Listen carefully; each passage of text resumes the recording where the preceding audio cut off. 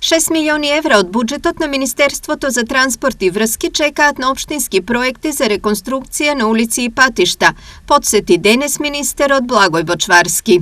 Преку програмата за локални улици и патишта имаме на располагање средства од преку 6 милиони евра, со кои што очекувам општините да аплицираат, да централната влада влезе во реализација со финансиска подршка и ги реализира овие проекти за граѓаните.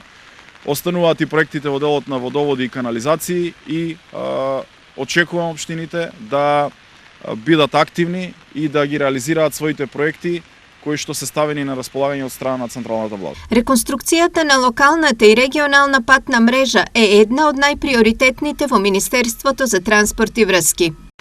Проектот за рехабилитација на локалната патна мрежа во општините е еден од најзначајните проекти кои го реализираме преку Министерството за транспорт и врски и би сакал да потенцирам дека досега опфативме околу 130 локални патишта во над 60 општини.